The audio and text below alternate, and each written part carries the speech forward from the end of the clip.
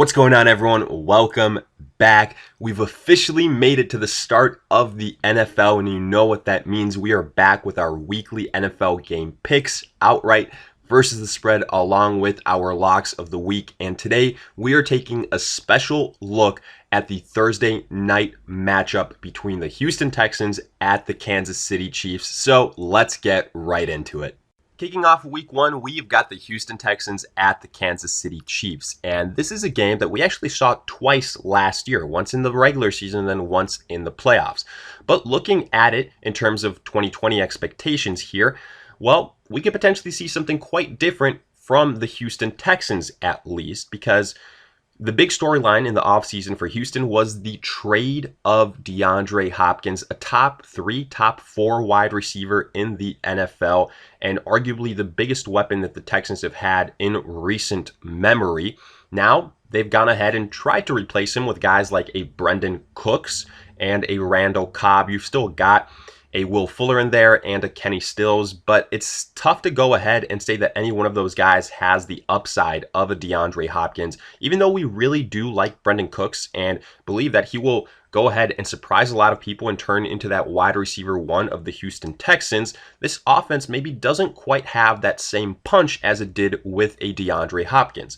Now, looking at the other side of that DeAndre Hopkins trade, the Texans also acquired David Johnson, the former Arizona Cardinal running back, someone that only a couple of seasons ago was on the verge of a 1,000 season, a top 10 running back, but since then he has been injury plagued and hasn't played up to his potential.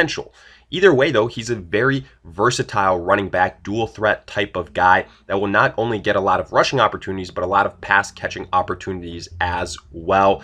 We're not exactly too sure what we'll see from him this season because, there's still some question marks on this offensive line for the Houston Texans. But hey, if Carlos Hyde got over 1,000 yards rushing for Houston last year, then David Johnson probably can as well. However, let's go ahead now and look at the Kansas City side of things offensively because not all that much has changed there. You've still got Patrick Mahomes, now fully healthy because he was a little bit banged up during the regular season last year. You've still got Tyreek Hill, Travis Kelce, Mecole Hardman, guys like a Sammy Watkins. The only big addition here is Clyde Edwards-Helaire, the rookie running back from LSU that was Kansas City's first round selection in the NFL draft.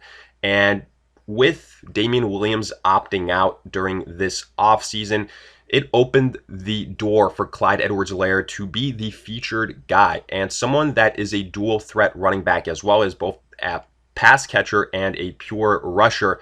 Clyde Edwards-Helaire should have a big role in this offense right from the get-go. And with the history that Andy Reid has had of producing top 10 running backs, you look at guys like a Jamal Charles, a Kareem Hunt, a Westbrook, a McCoy, and Clyde Edwards-Helaire is in good company is what we're trying to say. The Chiefs, they've got a good offensive line, and we really think that this game will come down to Patrick Mahomes versus Deshaun Watson, because you could argue that we're going to see a lot of rust from teams this week one without any preseason. There won't really be any home field advantages this week one without any, attendance or at least limited capacity attendance. So that's not really going to be a huge factor. What this will likely come down to is an offensive shootout, and it makes sense because this has one of the highest over-unders in terms of total points during this week one slate of games.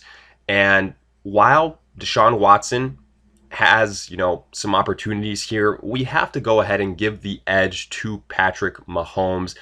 I just like the experience that Patrick Mahomes has a little bit more so. The guy's obviously an MVP quarterback coming off a Super Bowl victory, but he's also got some more chemistry with his wide receivers here, with his offensive weapons, whereas Deshaun Watson, it's pretty much Will Fuller and then Kenny Stills, who's been there for one season.